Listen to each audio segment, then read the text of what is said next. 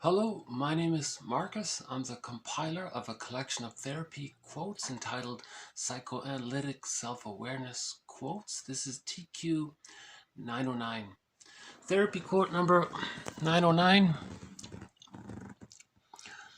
Neurosis is the term for the ramifications and ravages of fear in the human personality. Thus, the problem of neurosis opens up the whole pathos and deep tragic need of the human soul. The results of fear call not for criticism and condemnation, but for investigation and understanding. What is the cause of the fear? What forms is it taking? What effects is it having on healthy character and behavior? As likely as not, the habitually apprehensive attitude to life goes back to the fact that the client has been more starved of parental love and understanding in childhood than the more fortunate people who have little or no neurosis. So this first part seemed to be quite compassionate. He's saying, let's search for understanding.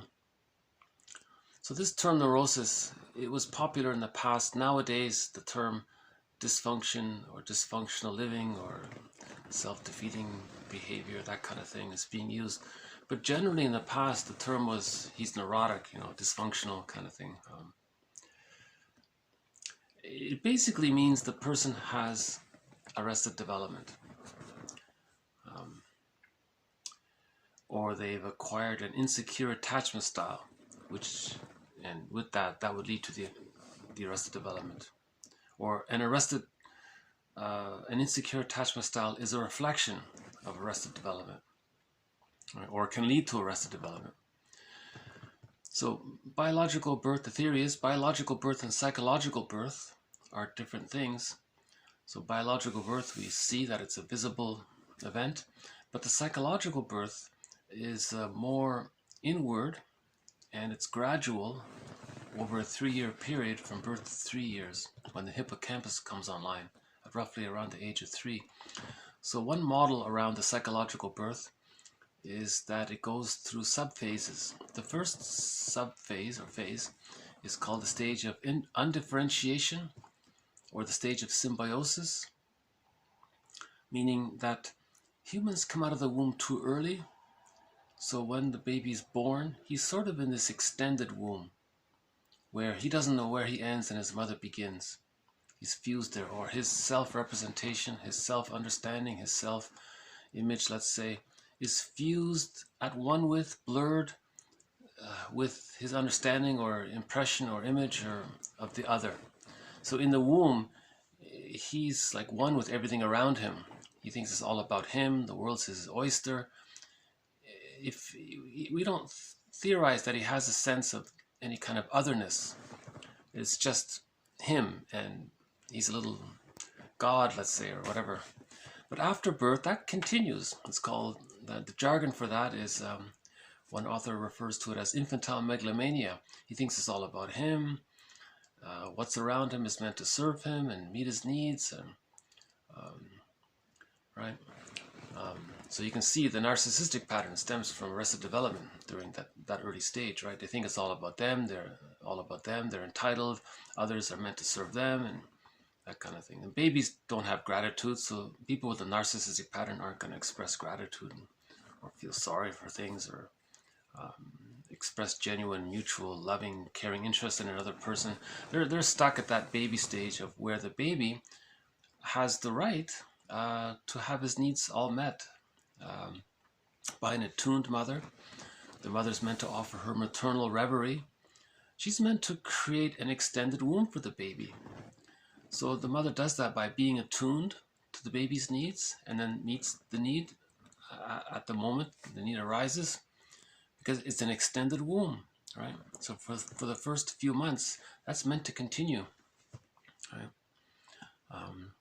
So the baby wants to feel that the mother is present emotionally, maternally, her motherliness qualities are all there. Her maternal life force availability is there. Her maternal essence is there. Her warmth, her comfort, her security.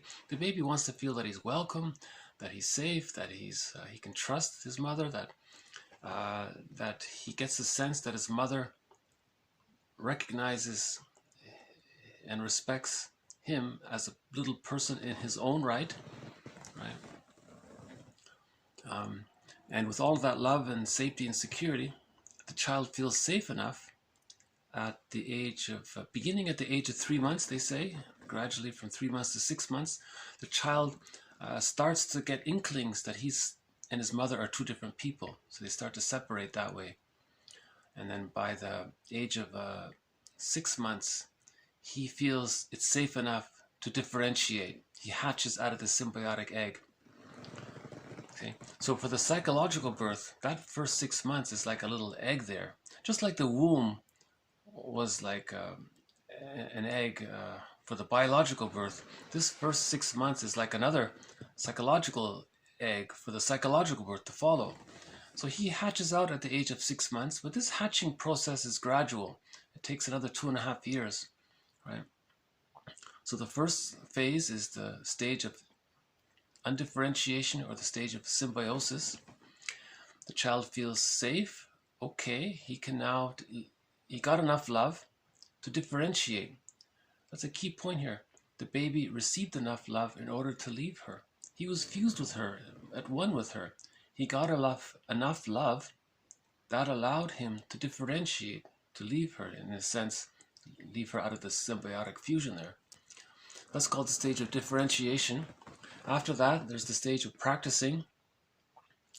And then after that is the stage of rapprochement, where the child, around the age of 2, he's exploring, but he can return to his mother for emotional refueling as needed. Because the baby is getting to realize that his infantile megalomania is being diminished. He's not a little god like he thought he was prior to that. So he's making that transition. So he returns to his mother for emotional refueling. No, it's okay. You don't have to be a little god. You're safe. You can be a person. You can. And then by the age of 3, all of the love that he got to differentiate, and all the support that he got to go through the other phases, differentiation, practicing, and rapprochement, these memories, the theory is, condense. The baby thinks in images, so the image around these condensed memories the structure of this condensed memories become what's called the holding interject, or the internalized good object, and it becomes part of his psychic structure. It sort of forms him, so to speak. It's a big part of him. This has also been called ontological security, basic trust. So he has a sense of himself now. That's also called the psychological birth. He's born psychologically, because his life force is now cathected more to the self-representation. And when that happens, the child has access to the real self. The real self is a part of the person which has various capacities. One of the capacities is that the real self allows the person to know his uniqueness, his individual wishes. The real self allows the person a wide range of affect, appropriate affect, aliveness of affect, spontaneity. The real self gives the child self-esteem when he expresses himself. The real self allows the person to engage in mutual relationships, mutuality, because they've achieved whole object relations. If the person needs to mourn losses later in life, the real self will allow the person to mourn losses. They'll allow the person to feel what he needs to feel in order to mourn the loss. See? Now, if there's arrested development, he's not able to mourn losses. So a secure attachment style is needed to achieve the psychological birth, to reach the real self and the capacities of the real self, one of which is that it allows the person to mourn losses. Now, if the person has arrested development and he doesn't have the access to that capacity, and he didn't reach the psychological birth because his development got arrested or frozen or fixed or stuck prior to the age of 3, okay, that's a developmental trauma. When there's a trauma, the person tries to relive, recreate, try to master that trauma, try to do something with it, try to resolve it. The psyche seeks healing and wholeness, so the psyche is going to want to, so there's complications there. One theory is that the person will project his inner world situation into the present to try to relive it, to try to redo it and master it and manage it. It goes awry after the age of 5. It can't be done. But that's sort of the psyche's positive intention. So I think how it works is that there's what's called a splitting of the ego. The child has a conscious ego, okay, but the splitting of the ego, a part of this ego gets split off and submerged into the unconscious. Now we'll call that the unconscious ego. Now this unconscious ego relates to these different images and memories that the child has. So the condensed memories of the mother being satisfying, that's the image of the wonderful mother, the satisfying mother. Okay. Now, remember, the baby thinks in images, and consider that from the baby's point of view, the mother is a giantess in the nursery. So this image is wildly exaggerated. So in mythology and fairy tales, this would be like some divine super being, super goddess, wonderful, all, right? So beautiful goddess kind of thing. The times when the mother is unsatisfying, this gets subsplit into the enticing and rejecting images of the mother. So the theory there is that, the baby had hoped to get his needs met, so he felt enticed, allured, and then the mother rejected him. So now the baby creates 2 images around that. So this is called the splitting defense mechanism. The child imagines 3 people. The mother's not one person. He doesn't even see his mother yet. He only sees 3 exaggerated images. The goddess, this enticing other, this, in the Odyssey, that's the siren, this seductive, this sweet, the sound. And then there's the rejecting image of the mother. Okay, so that's the frightening animal, the demon, the creature, the scary one, right? Now each of these 3 representations of the mother, we're calling them imagos because they have nothing to do with the mother. So to make that clear, these are now imagos. So these are images. Okay, these are wildly elaborated, wildly exaggerated images because the baby's own strong emotions are infused into these images, and the images are in response to the child's feelings. Right? So the child sees the image, he's afraid of the image, now he sees a more frightening image, right? So that's again, this is all theoretical, and the theory about fairy tales and myths is that they describe arrested development. Myths and fairy tales are actually meant to describe the psychology of arrested development. Because in myths and fairy tales, you often see good fairy godmother and the evil witch, right? Or the myth is good goddess and good god, bad god. That's a splitting defense mechanism. So the child uses this defense mechanism temporarily because of his small size and how giant the mother is from his perspective or from her perspective. Right? And then by the age of 6 months, with enough love, the child can realistically, figure it out. This is one person here. This is not 2 good God, bad God situation. This is a human being here. Oh, okay. So the child understands the reality. Now he knows himself. When he gets the reality, he knows himself because he feels safe to differentiate. When the baby differentiates out of that symbiotic fusion with the mother, okay, he has a sense of himself now. In order to differentiate, he needs to receive enough love. So if he does differentiate, we say that love and gratitude have entered the psychological picture. Right? Now, if the mother from birth to 6 months was more disappointing than satisfying, the child doesn't feel safe enough to differentiate. He needs the mother even more. Fairbairn says the more frustrating the mother is, the more the baby needs the mother, the more the baby's going to cling to the mother, and he's afraid to leave her because he's clinging. He wants to Because the baby needs mother's love in order to differentiate, but if she's not offering it, he needs it even more, so he's going to even try even harder to get mother's love to differentiate. So he's stuck there with the fusion. Okay, now the pain of that, to deal with the pain of this fusion, he creates in his fantasy that when the mother is frustrating, the child just thinks this is another person. This is not his mother. He takes this image of the frightening, unsatisfying mother, the alluring mother, or the rejecting mother, or put it together, the unsatisfying mother. He puts it, compartmentalizes it, puts it in a box, so to speak, psychic box, and then he represses it or disassociates from it or thinks it's not, disavows it and rejects it. So he doesn't want to think that that's his mother. He doesn't believe that the mother can be so frightening like that. He can't believe it because he has to bond to the mother. So the loving side of the mother he accepts, and that's how he forms his attachment to his mother. And he thinks that when the mother in actuality is frustrating, he thinks that's not her. He thinks that's some frightening something else. Right? So that's hugely unrealistic. The mother is a human being. She's one person. She's not two people. She's one person. She's not a goddess or a demon. She's a human being. So finally, by the age of 6 months, the child begins to get that this is a person. Right?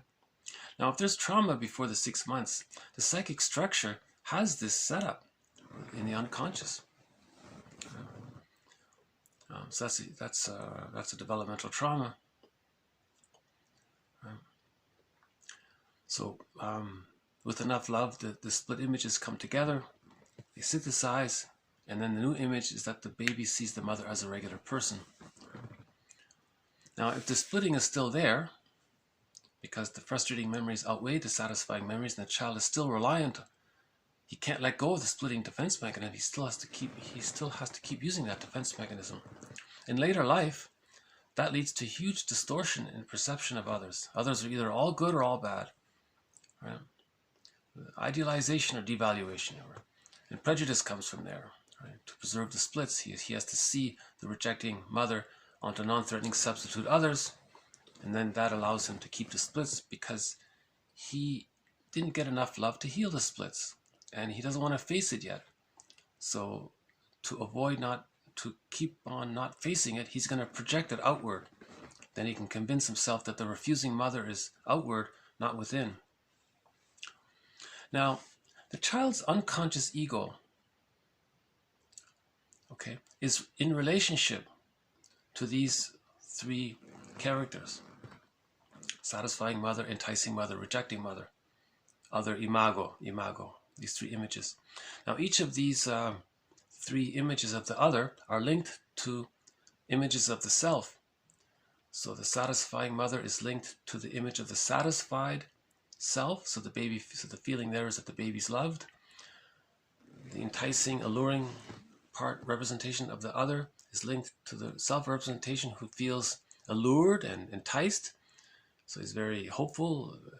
See, in later life, that can lead to infatuation because you think the other is so full of promise, so you're infatuated. And then the image of the rejecting mother is linked to a self-representation that feels devalued, unloved, wounded, shamed, humiliated, exploited, all that, right?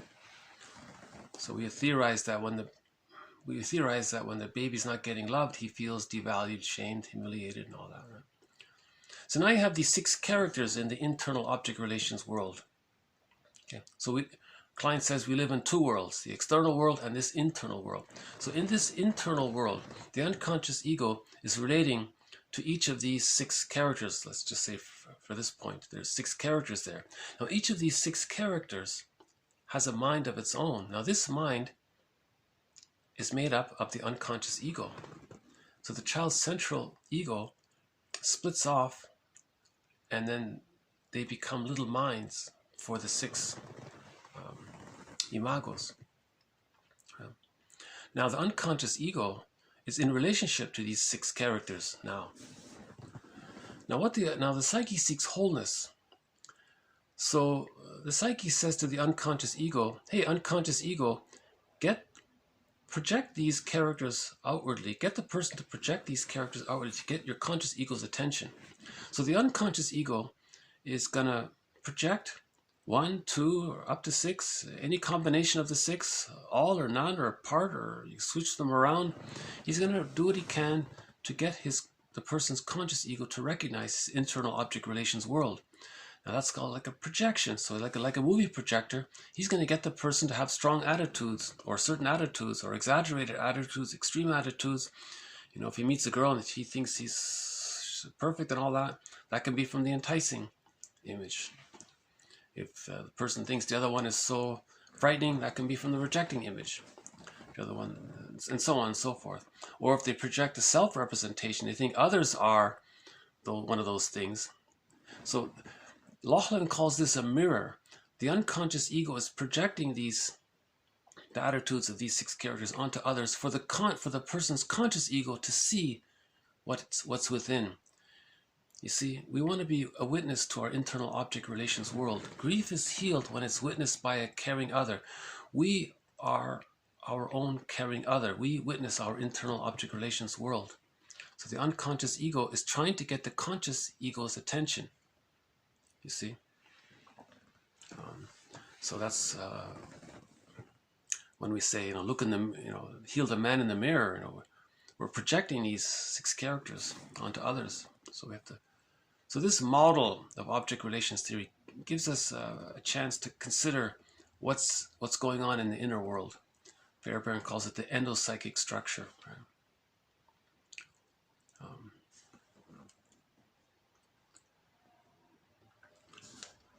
So the more traumatized the baby is, or the more he's going to project, the more the person's going to it's going to make the person see a distorted reality of the present. You see, with a secure attachment style, the internal object relations world is the image of the other that's whole and complete, and it's separate from the image of the self as whole and complete. That's healthy object relations, right? Others are treated as emotional equals. There's mutuality there. Others recognize the reality of the other person as a person in their own right. There's mutuality there. But if the baby was traumatized and the soul is so fragmented, all these different characters in there, and they're all in conflict with each other, the conscious ego is saying, "Hey, conscious ego, help!" And the unconscious ego wants to get the conscious ego's attention by projecting these 6 characters onto the external world for the conscious ego to see it. Okay, so so we're calling this dysfunctional because no one, if you project the rejecting image of the frustrating mother onto a non-threatening substitute other, that's distorting reality. They're not that. They're not the bad mother, right? But the person might have these strong opinions like that. It's for the person's own consciousness to recognize that he has these strong opinions so that he can recognize that this is what he's denying within. So projection is to help the person see what he's denying, right? So it's called shadow work, or mental hygiene movement is to own your projections. So this model helps with that, with this idea of. So there's unconscious fear, he's saying here, right? There's unconscious emotionality, because the unconscious ego is dealing. What is he facing with? The unconscious ego is facing with a very frightening character, a very alluring character, but they're the same character. The satisfying image is pretty weak. It's not enough. Right? It's unbalanced. So we're looking for balance. We want to get it to the point where the loving memories outweigh the frustrating memories. Then the splits come together and we reach whole object relations. And then we differentiate. Face the unconscious ambivalence, heal the splits, and then we differentiate. But this unconscious ambivalence means that the rejecting memories outweigh the satisfying memories. The rejecting memories outweigh the satisfying memories. That's the unconscious ambivalence. Right?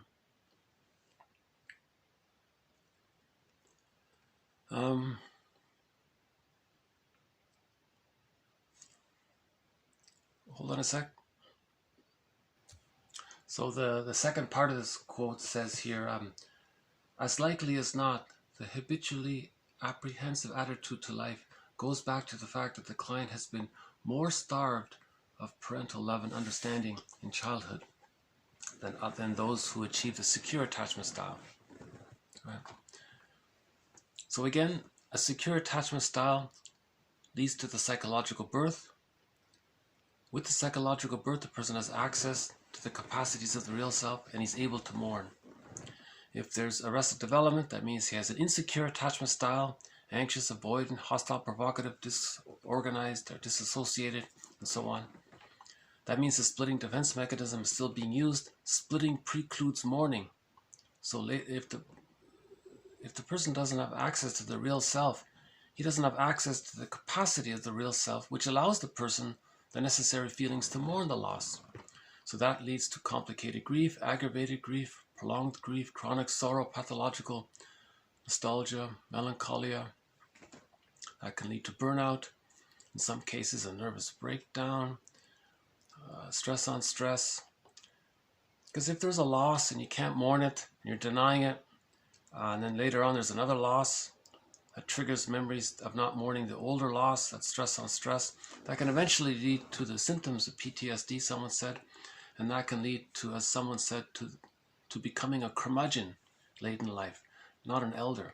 The curmudgeon is miserly and stingy and irritable, and he's still battling with the mother. He's angry, right, all the time.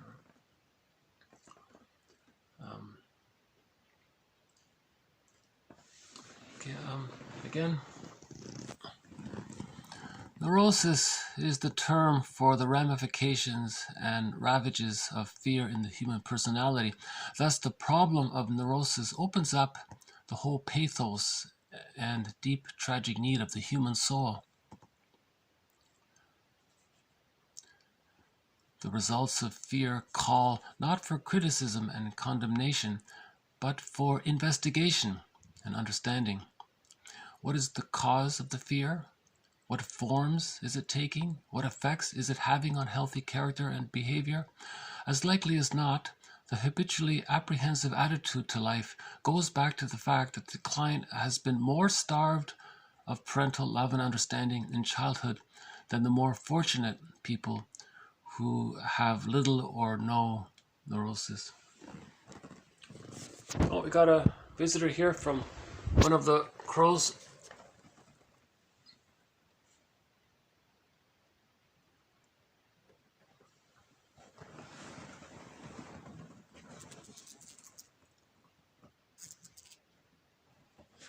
Okay, there he goes. Okay.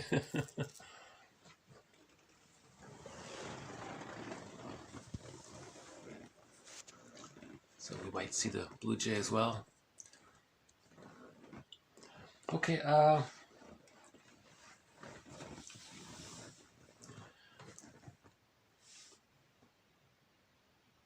so the idea of how we live in two worlds, one theory around it is that the conscious ego relates to the external world and the unconscious ego relates to this internal world.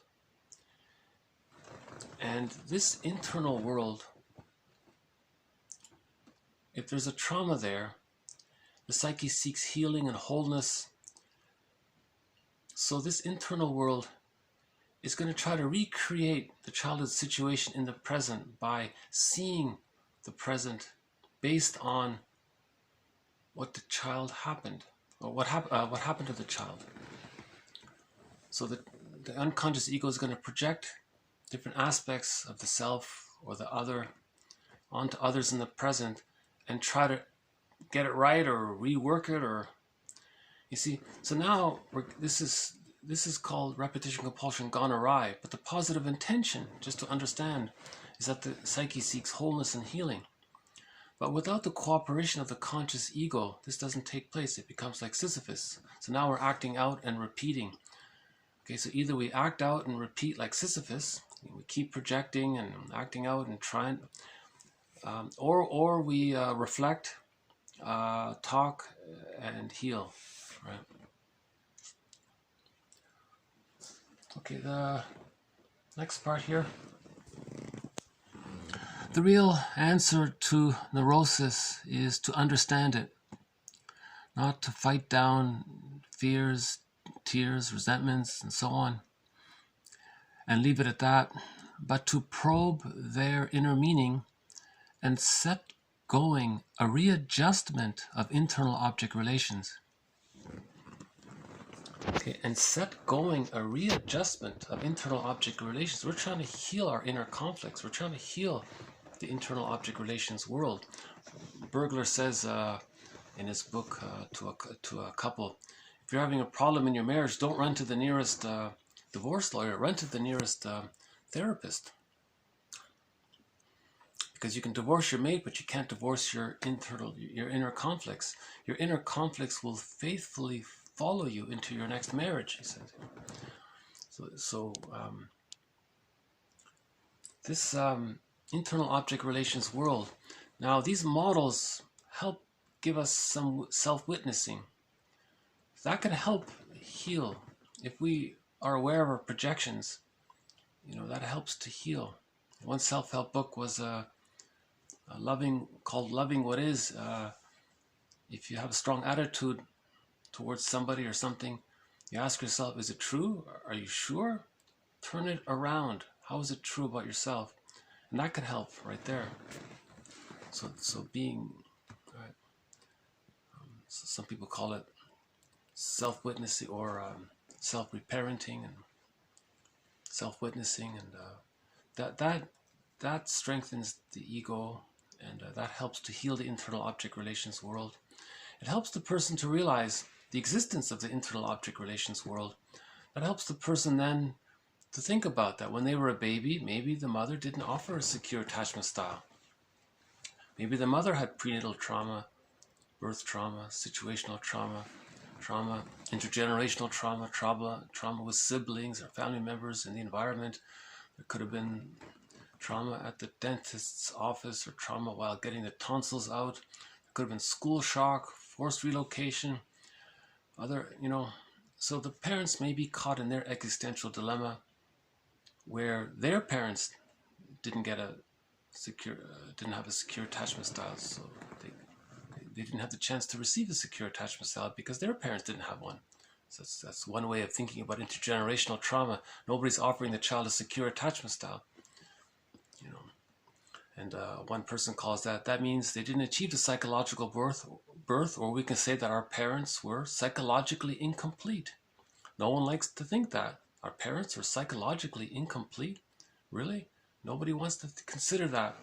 Nobody wants to consider the possibility that when they were a baby, the mother was devaluing them and be so misattuned that didn't offer her reverie. And it's hard to believe that because the child needs the attachment. So much so that he'll completely deny anything. The child will deny the reality that the mother is being frustrating. So he uses the defense mechanism of splitting in his mind. He fantasizes that when the mother's frustrating, that it's not her, it's someone else. And he keeps these images apart. So healing is healing the splits, right? Bring the splits together. A readjustment of the internal object relations world. Okay, so if we ignore the internal object relations world and we continue to be dysfunctional or repeating this childhood situation in the present, and we keep doing it again and again and again, the body may bear the burden eventually. The state of mind, conscious and unconscious, affects, often with astonishing rapidity, the sympathetic or involuntary nervous system and the interrelated team of endocrine glands, and through them the entire working of the body in its general biochemical processes and in the special functioning of its separate parts, organs, and systems. One has seen people in middle life go as thin as a rake, shown show an ashen gray pallor and be so exhausted around basic areas of living. Very few people, when they get a headache, ask, "What am I anxious about?" They practically always look for some purely physical explanation. That is one of the signs of our unwillingness to know too much about ourselves. We prefer to externalize our troubles, to push them out of our personalities onto the body.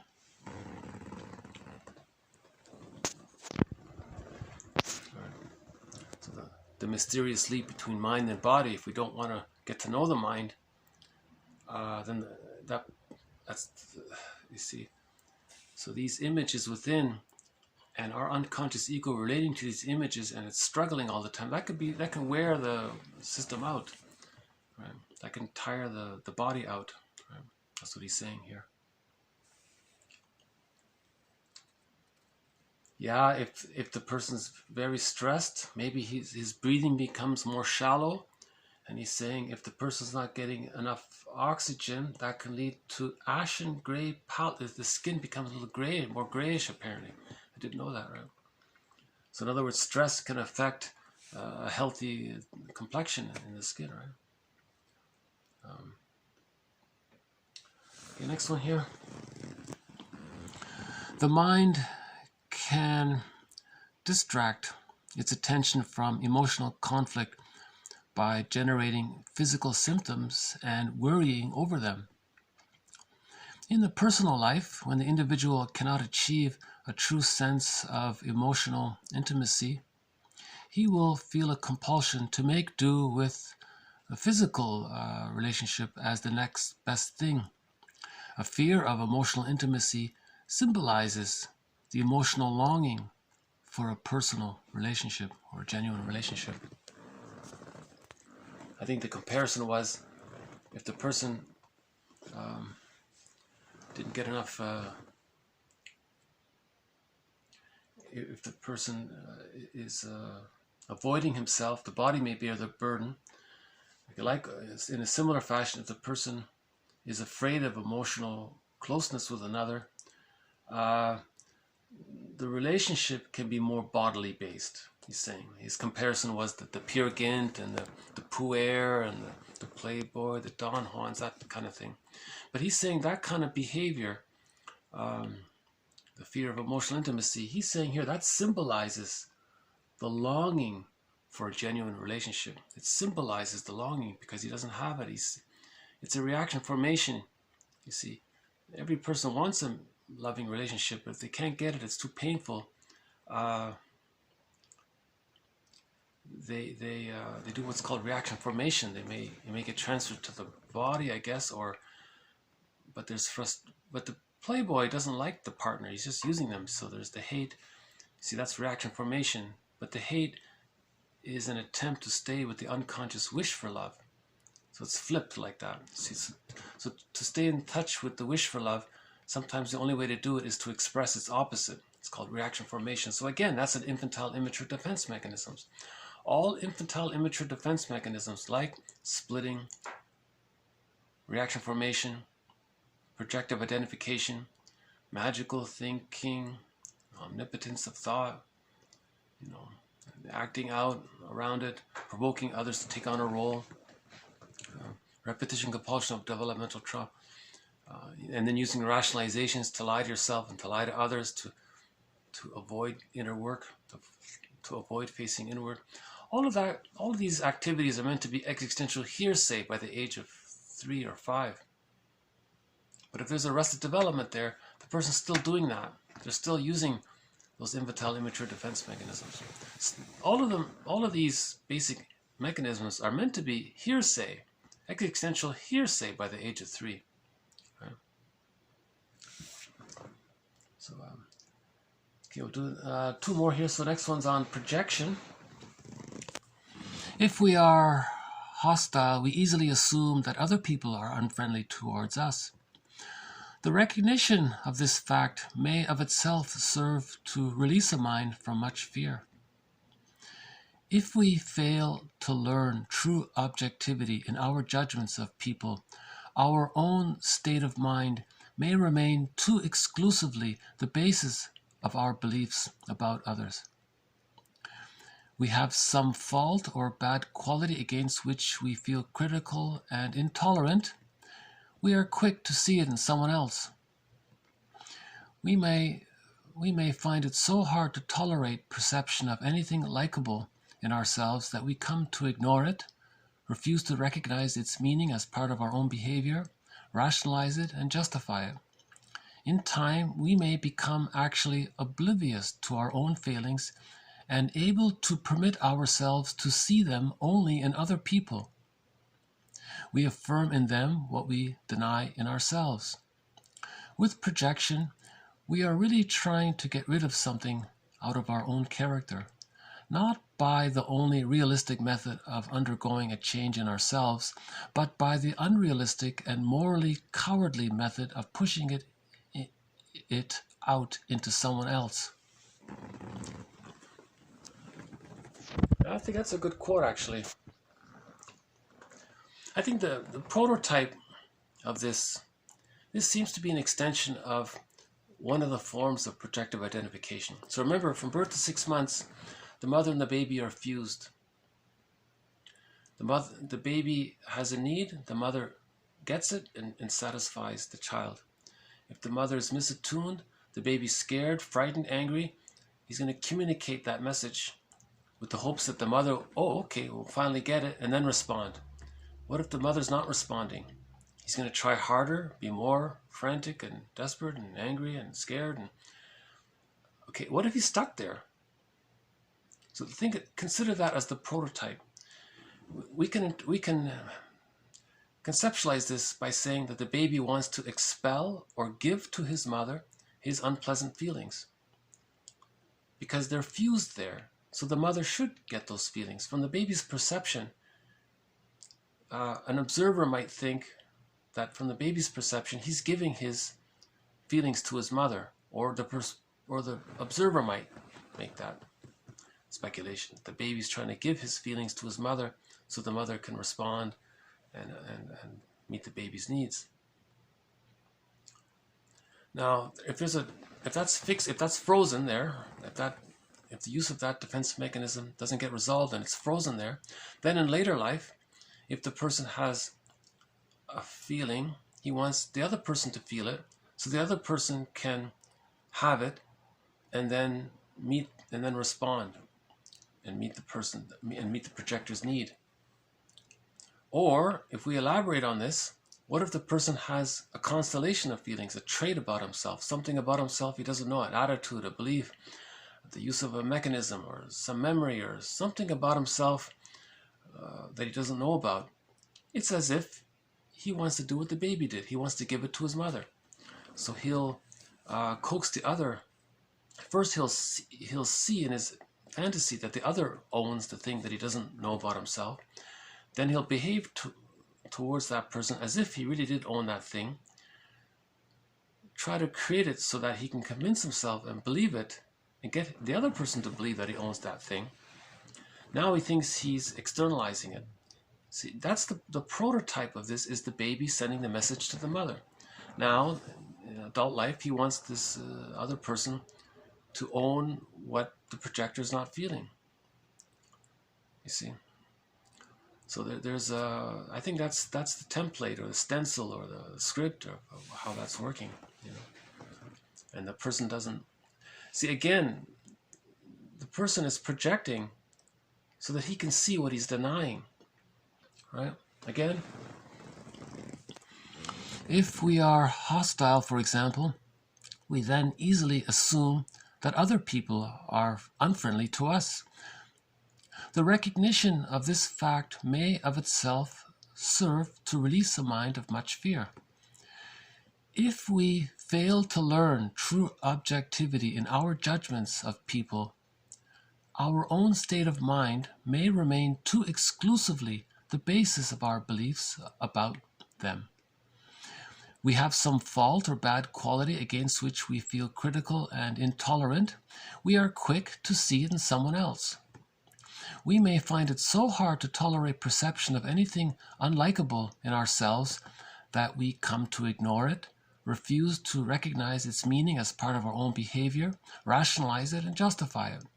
In time, we may become actually oblivious to our own feelings and able to permit ourselves to see them only in other people.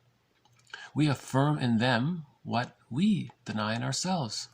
With projection, we are really trying to get rid of something out of our own character, not by the only realistic method of undergoing a change in ourselves, but by the unrealistic and morally cowardly method of pushing it out into someone else.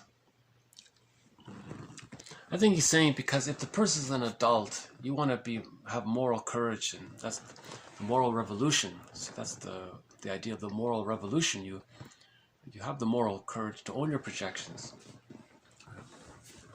That's what he's saying there.